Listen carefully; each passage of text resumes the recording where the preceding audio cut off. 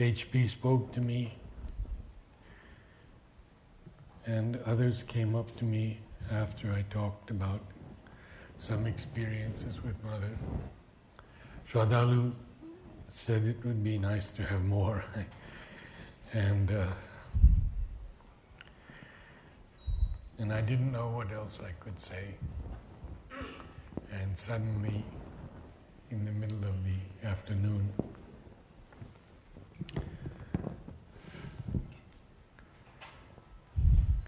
everything started coming. And many of these are very personal reminiscences.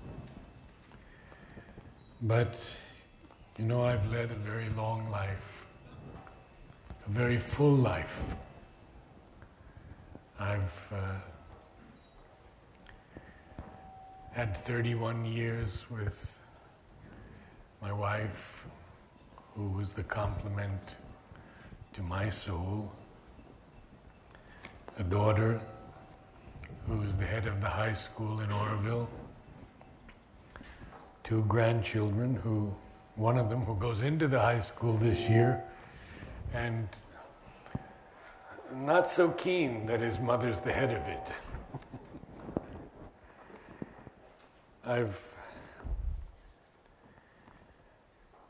I've had failures and successes, many fine successes and many fine failures in business and other things. Sri Aurobindo has opened me to poetry, and all that I've accomplished,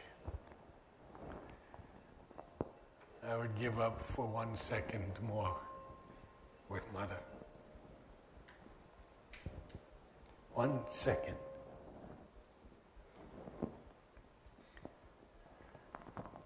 When she spoke to me about the gardens, which I related to you yesterday, there was one other thing she said.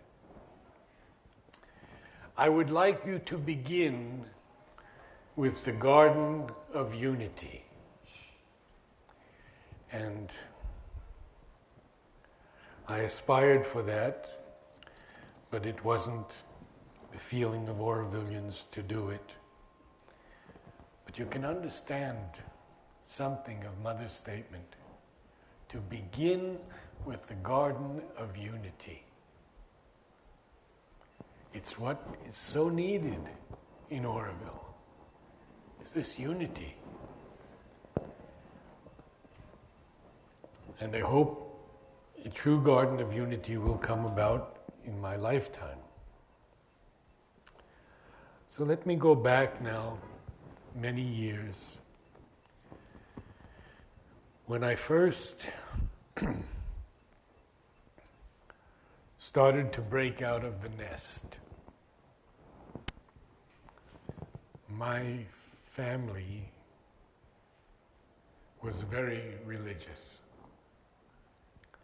They were Russian Orthodox,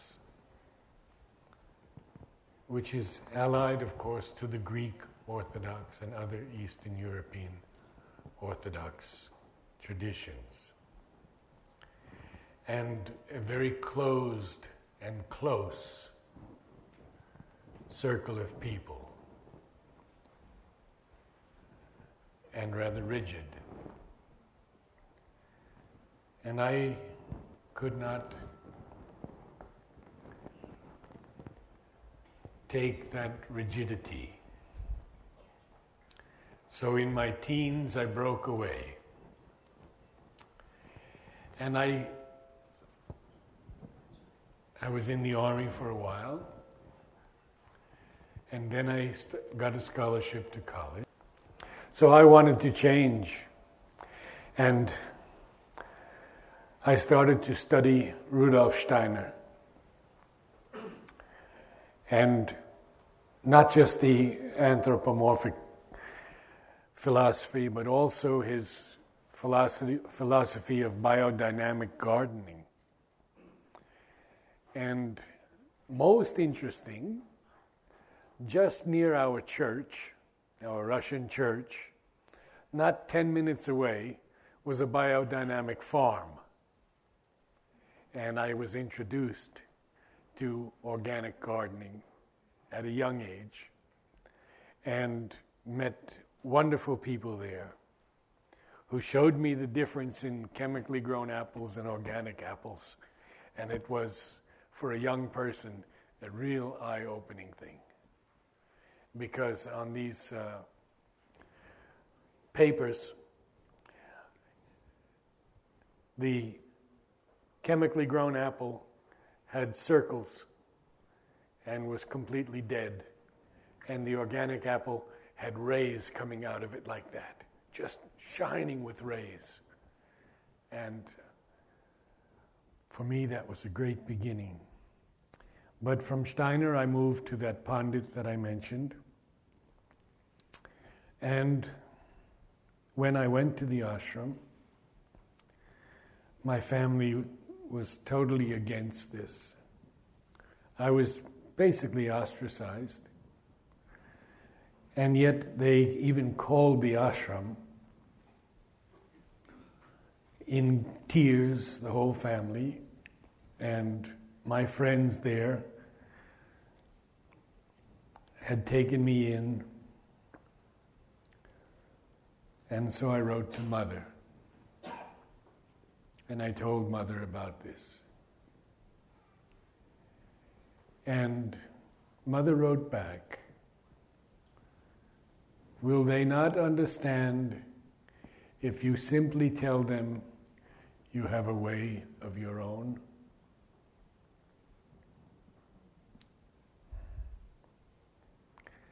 And then, when I was going to leave the ashram to return to America, Mother wrote the following: "Go on boldly, following your way with joy and confidence, taking great care of one thing only, never to forget the divine."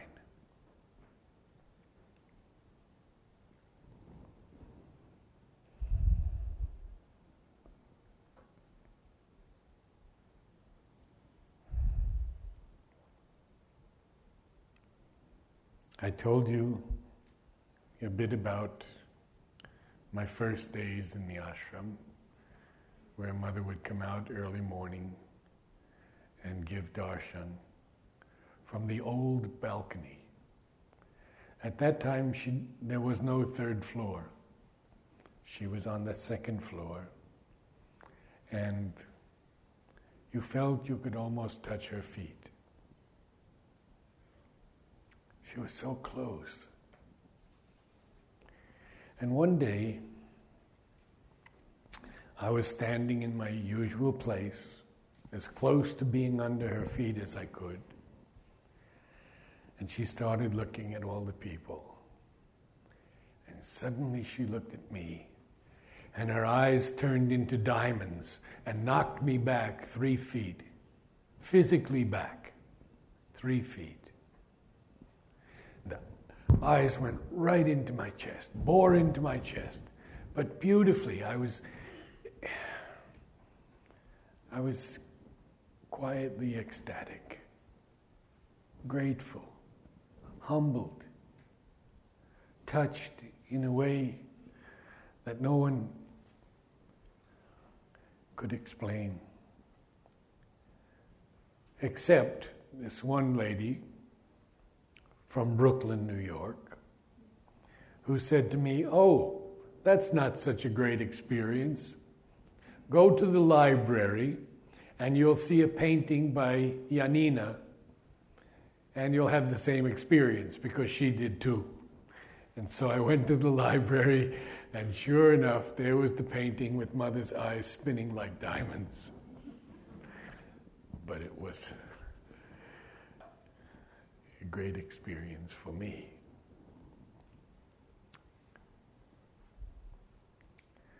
When I was working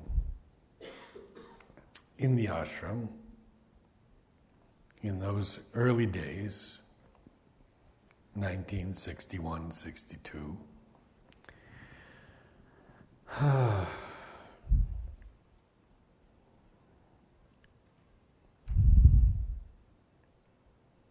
I was a pretty wild fellow.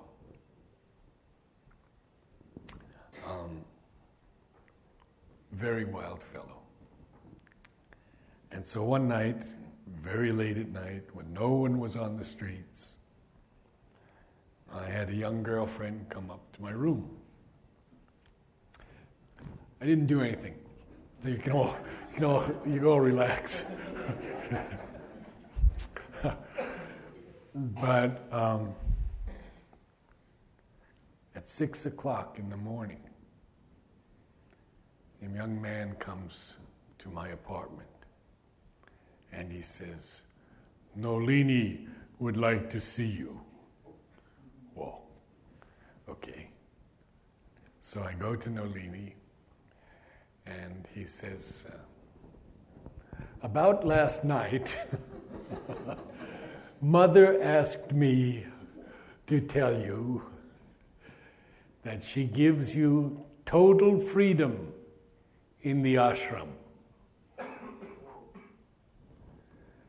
But with that comes complete responsibility." Wow, 23 years old.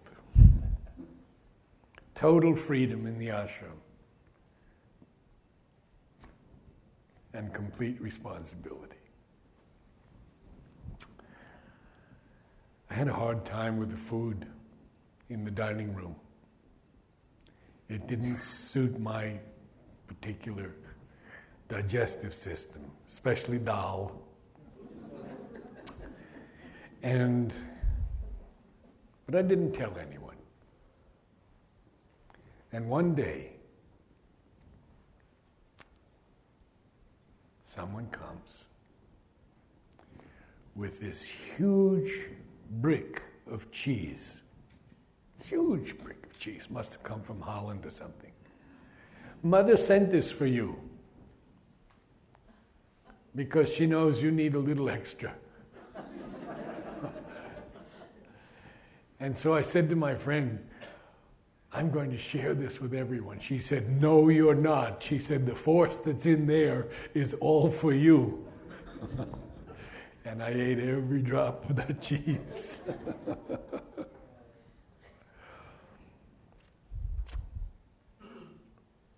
In Auroville, it was even more difficult. Very little food, not very hygienic, water problems in those early days. Now everything has changed, but I got amoebic dysentery, and I had it for 5 years. And at that time we were given Flagyl. Dr. Alok knows about Flagyl, I'm sure. Almost as painful as the disease to take the remedy. So Mary Helen wrote to Mother, and Mother sent back a blessing packet for me with the following message: "He can't afford to be ill." But I got worse. And I was put in the nursing home. At that time it was a Tresor, I think, nursing home, very near the ashram. And I was in such pain that I wanted to leave my body. Or I asked Mother, and I wrote to her, "Mother, can I just surrender everything to you and let happen what will happen? Can I just pray to you? Whatever happens, accept. Or should I take this medicine Mother writes back, "Pray to me and take the medicine." Because I wasn't surrendered to Mother. I'm not surrendered to her today. It's a long way to go. Long, long way to go. But I understood what she meant. Maybe a small, small part is surrendered. And then you expect the body to recover? You haven't surrendered the body, you haven't surrendered the vital, you haven't surrendered the mind. Maybe a small, infinitesimal drop of surrender. So I took the flagell and I got over it. And then came a time when Huta, how many of you have seen Huta's paintings of Savitri? Oh, not so many, okay. Mother worked with Huta for many years to paint Savitri. And Mother would make the initial sketch, and then Huta would take it from there and do the painting. Well, to preserve as best as possible in those days, Huta asked Mother if they could be photographed and then kept in cold storage and preserved.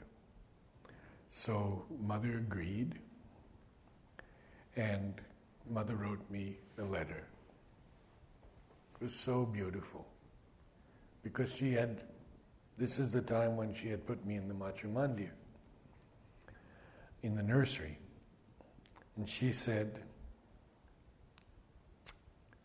if you can spare one day a week, or an hour or two each day, I would be very happy, because I know that you will make a success of it. Mother would be very happy. Oh.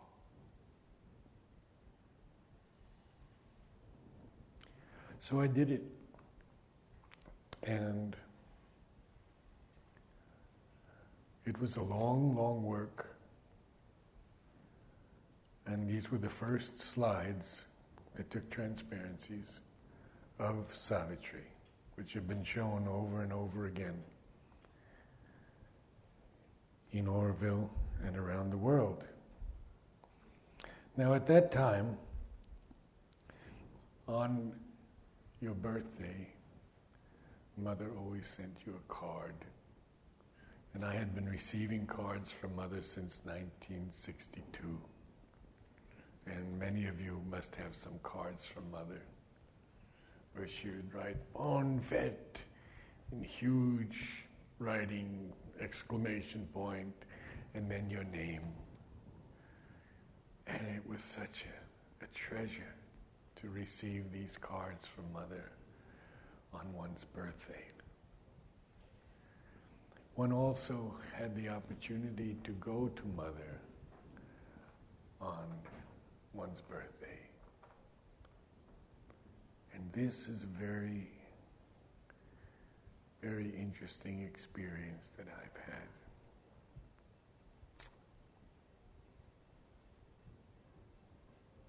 After 1962, they built the third floor for the Mother, and she didn't come down to the second floor after that. I'm going to go back and forth a little bit as I see things, because these are such beautiful experiences to bring the soul a little closer to her feet. I would enter her room, and there were no walls. It was a spacious, spacious place. No walls at all. And then it would take me quite some time to walk to her to put my head on her feet. And she'd greet me with this great bonfed and put my head on her feet, and she'd give you the card. Now, when I go to Mother's room on November 17th and February 21st, I see that it's a tiny little room, and in less than 2 steps, you're in front of Mother's chair.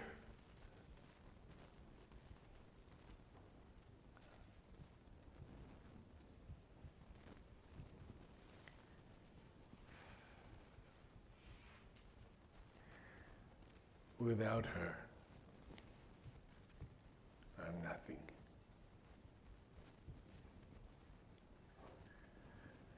There was an aspiration to have a choir in 1961. And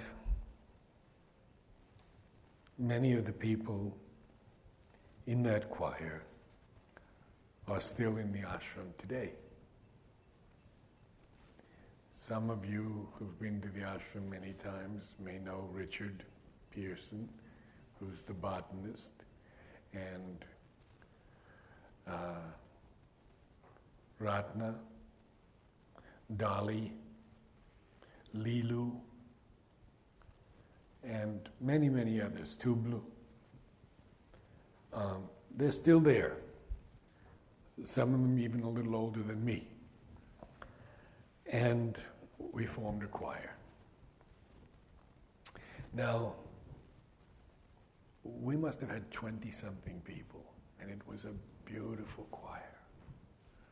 So I had brought some sheet music with me, and they had some sheet music there also, and we learned Christmas songs.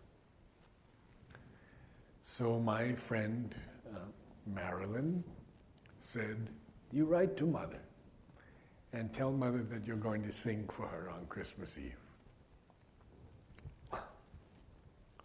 So I write to Mother, "Mother, we want to sing to you on Christmas Eve under the balcony."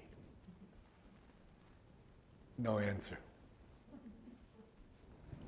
So this Marilyn pushes me further. "You write to Mother again, she's busy." Oh, now I realize, why did I listen to her? But there's more to come. I write to Mother again. "Mother, on Christmas Eve, we want to sing to you under the balcony." No answer.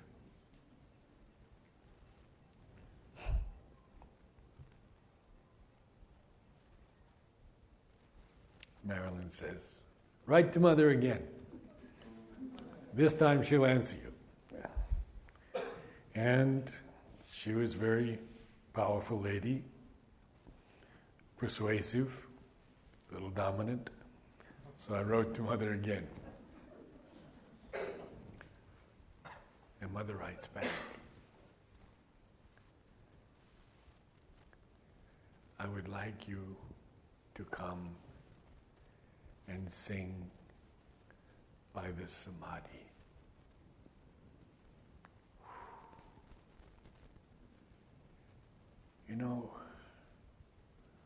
I was so naive. I had no idea that the word would spread all over the ashram. And there was hardly any place to walk when we got there with the choir. There was just one little tiny path and then a small area by the Samadhi where we could all stand. Ashram was filled. Now this is 61. And it's not the populace that you see today.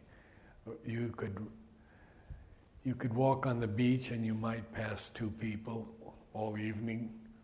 there was only Mother's car and the governor's car and bicycles. There were no motorcycles, no cars in those days. Quiet, quiet, quiet ashram. So, I line the choir up, and they're facing Mother. Mother comes out on that little balcony there where the service tree extends, and they open the window for her. So I'm looking towards the samadhi, and the choir is looking up towards Mother. I give the tones for the first song, I give the downbeat, and the worst music you have ever heard in your life, like cats screaming and fighting with each other. And my friend Dimitri said he had never heard anything so bad, and he had heard a lot of music in his life. What was the problem? We had never sung outside, and the wind was blowing, and they couldn't hear each other.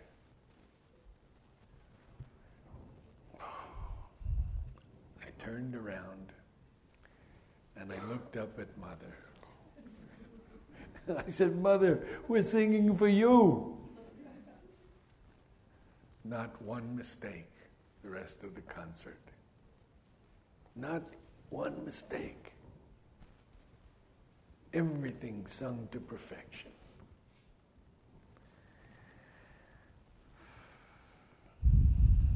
There was one boy who's become quite famous in France now, Prithwinder Mukherjee. He's a writer and he's been lauded by the French government. He was crippled pretty badly and wanted to study music. And so he asked me, "Will you write to Mother and help me to get a scholarship to England to study music?" And Mother wrote back, "Why does he want to go to England and not Germany to study music? I mean, Bach and Beethoven and all the great composers, Germany was the place."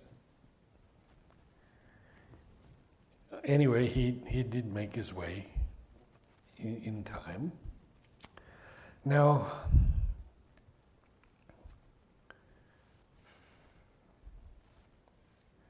I'm going to go back a little bit for the time I went back to the U.S., roughly 63 to 68, and tell you of a couple of beautiful things. I would write to Nolini about what was happening, and he would write back to me. And this you'll find rather humorous and strange, because I'd write him a long letter about what was happening with all the disciples in America that I knew. And he writes back, "Oh, your fine letter came today, just when Mother was wondering what was happening with everybody there, and you have explained it all." Mother was wondering. Mother knew everything. But it was so sweet, to help a young fellow. And one day, I said, "I'm going to hook a rug. I'm going to learn to hook a rug.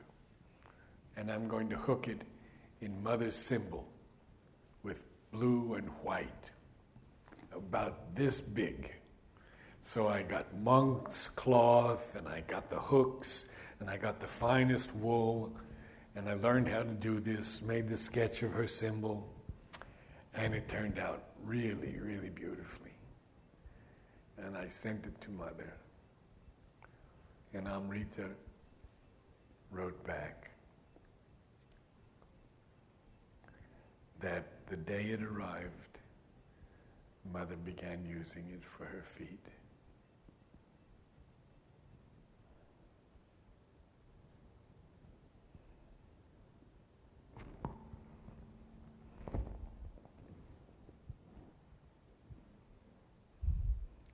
So my next project was to learn to do mosaics, and I made her symbol in mosaic and sent it to her. Now, at that time, I was going through a lot of experiences. I told you one yesterday about the voice telling me to go to California. But there are experiences that, we can't talk about. They are gifts from the divine. But after one experience, when I met Sri Aurobindo,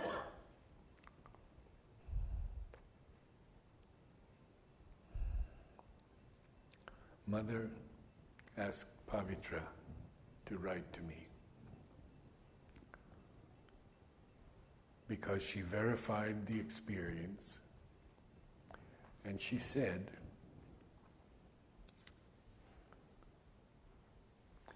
it is better not to recollect it mentally,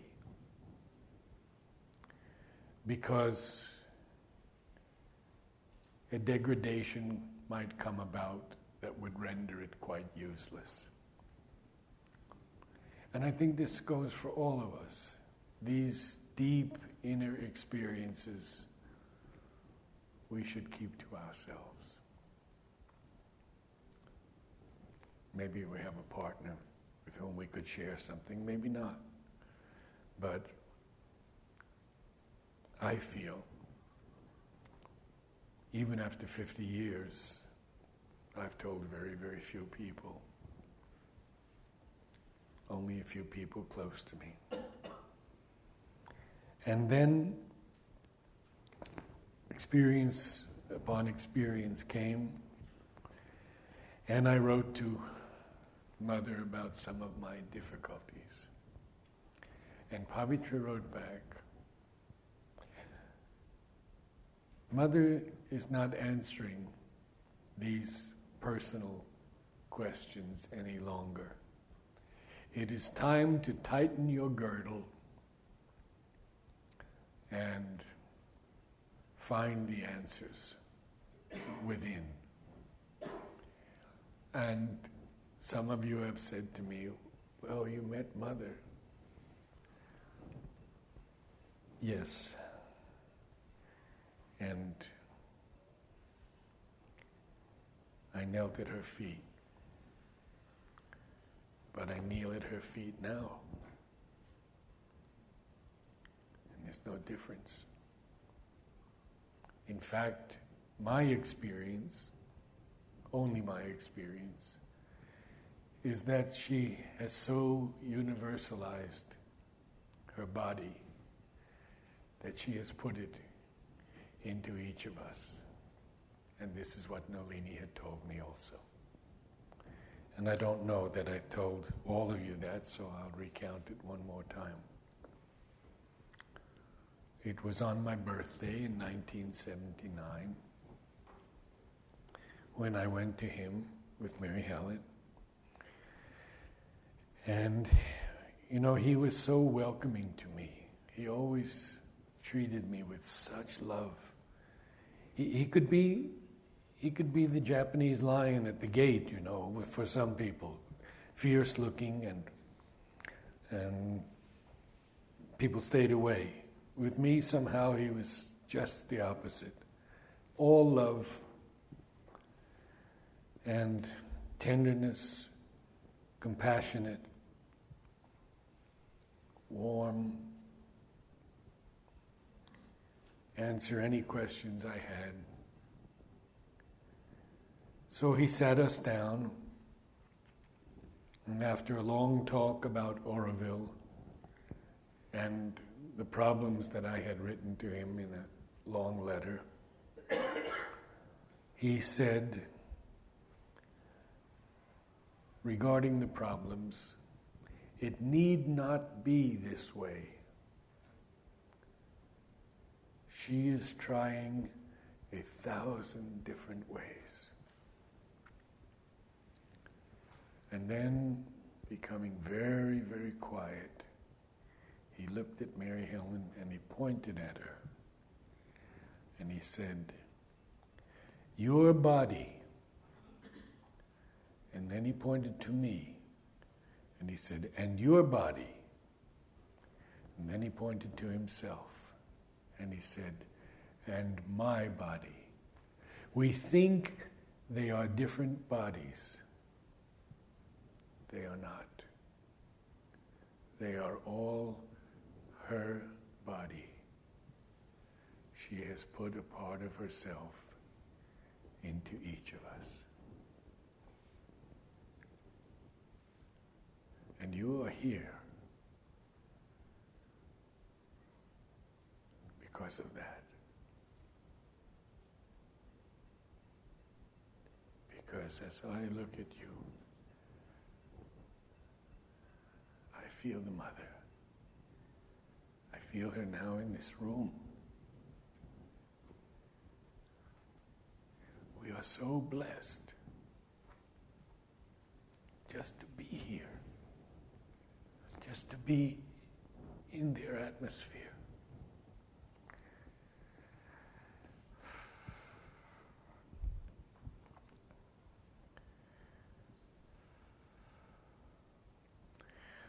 When my wife was taking her last breaths, it was a long and painful death. But she never complained. And she smiled at me, and I looked at her and I said, I'm calling Mother for you. And she said, I am too. And I said, you are? And she gave me this huge smile and said, of course, and passed.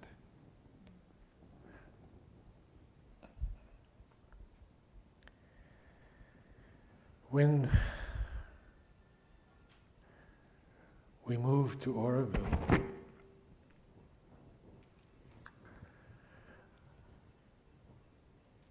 she had put so much into me that people said it took 12 people to keep up with me, planting and caring for the flowers.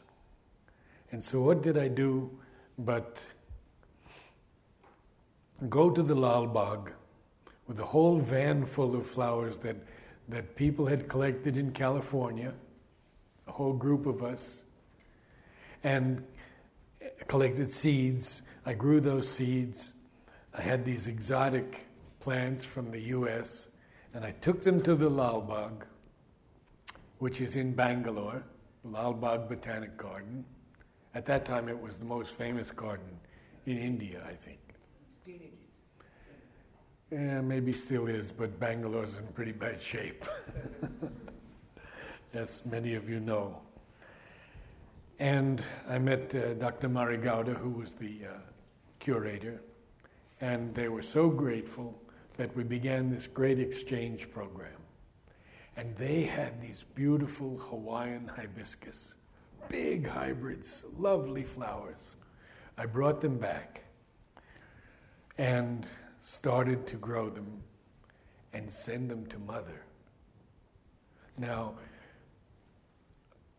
they had to go from Auroville to the ashram. So I'd put them in a bag and put the bag in a box, and then on the motorcycle I'd take them in, and Tara Johar, who did most of the questions and answers with Mother and the commentaries, because Mother gave most of the flower significances in French, and then they had to be translated. The moment I gave her those one flower, it went on for months actually, then she would take it up to Mother, and I'm sitting by the samadhi, and I'm listening to Mother's voice. Magnifique! Superb! Whatever Mother would say. I mean, she was so ecstatic about these flowers. And she named them all for Auroville. Beauty of Auroville, charm of Auroville, and so forth. Firmness of Auroville. And then one day she said to Tara, we need a bit more universal name. So we'll call these the new creation. Beauty of the new creation, charm of the new creation. So we see now that Auroville is the new creation. And there's only one other flower that she gave two names to. And the first name she gave was Miracle. And then she named it Air of Auroville. So the air of Auroville is miracle. Oh, I sent her probably between 60 and 80 flowers in that year and a half. And these significances reverberate in my soul constantly. For example, the Italian basil that we all use, the culinary basil with the big leaves, has a white flower on a spike like that. Sent it up to Mother. Joy of union with the divine. Then I sent her the myrtle bush, famous in ancient Greek. The hero would be crowned with the myrtle. To live only for the divine. Then I got some seeds of a lobelia, an annual flower, a light blue. And Mother named it Remembrance of Sri Aurobindo. And it went on and on like that for all these beautiful flowers, zinnias, and so many others that I sent to her.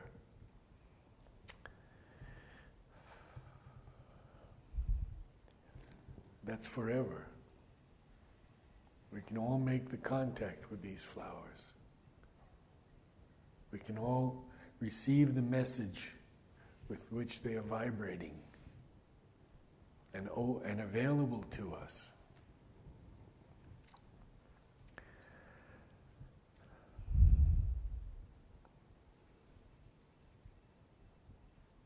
I told you about Mother giving me the adesh to bring down a new music.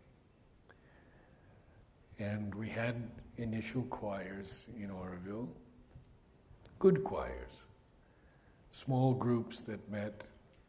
We did some performances from composers, Aurovillian composers. But it wasn't until 2003 that I received the message, if you will, that the music was going to descend in a collective body through the power of one word, Om. And then the Om choirs began. And I think most of the ashram has attended an Om choir. We have a man who was injured badly and is paralyzed from the waist down. He was in charge of the dining room, still is in charge.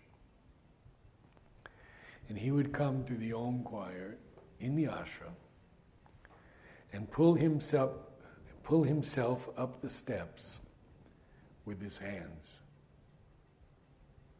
Now he's become weaker, so they've made a chair for him. And he is an example to me of that willpower that we need to go through. And he's an example to everyone there. He can't even hold his head up any longer. It just falls like that. But he sings Om.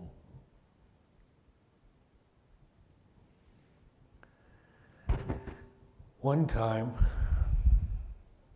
this has to do with the lands of Auroville. We had two very different groups with opposite opinions. One group, which I was a part, felt that the land for Auroville should be purchased immediately. And at that time it was very reasonable. Very reasonable. People were asking 1,000 rupees, 1,500 rupees for an acre, sometimes 2,000 rupees an acre. Another group said, no, we must give these people whatever they would ask, because it's been their land for centuries. Again, I said, but this is for Auroville, Mother's creation. So Mother's son, Monsieur Andre, came out one day, and we had a meeting. And I asked him if he would take this problem back to Mother for a solution. And here's Mother's answer. Buy the land now. You do not know the power of greed. And today, 1 acre of worthless land in Auroville is worth, they're asking 1 crore. Roughly $250,000 for an acre of worthless land.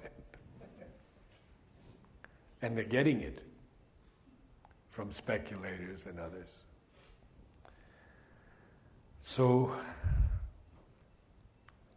I think I'm coming to an end, and I share with you my last birthday in front of Mother. It was 1972, July 29th, week from today. And, we had been reading notes on the way in the bulletin, all about Mother's experiences in transforming the body. We heard her cry out in pain upstairs. And we knew that she was burdened still with thousands of requests, probably every day. And so we felt not to take her time. So I went in. She greeted me in a strong voice. Bon fête. And I went to her. I put my head on her feet. Just for a few seconds, because I didn't want to take too much time.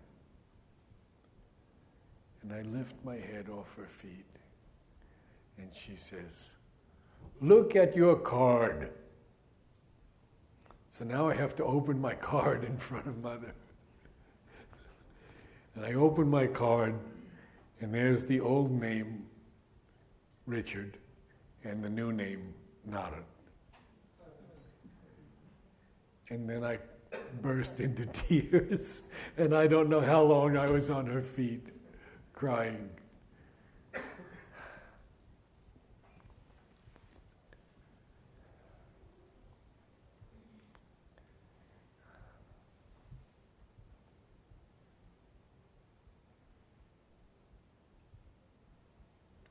As in a mystic and dynamic dance.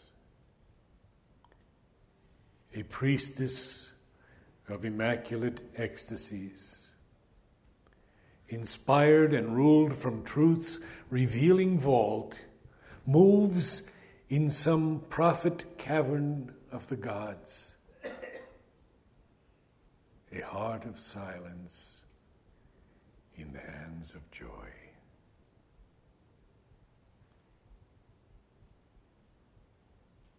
A body like a parable of dawn.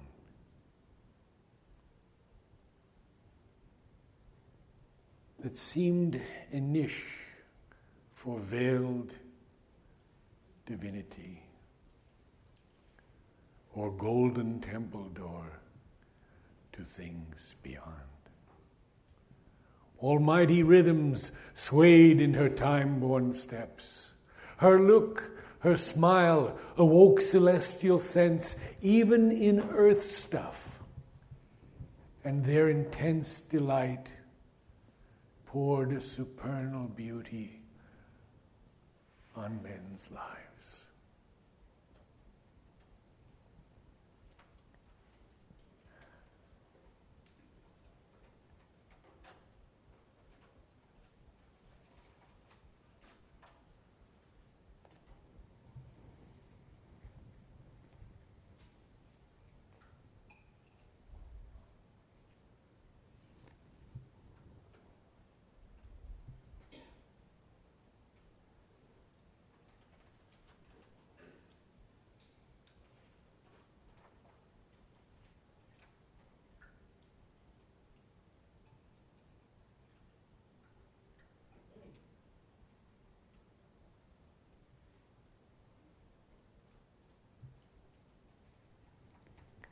A wide self-giving was her native act.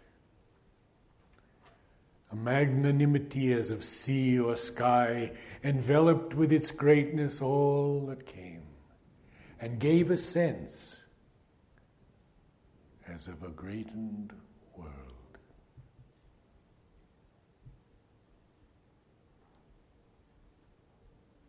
As might a soul fly, like a hunted bird, escaping with tired wings from a world of storms, in a haven of safety and splendid soft repose. One could drink life back in streams of honey fire,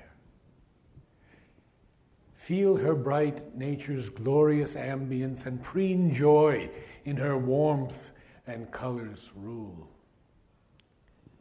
A deep of compassion,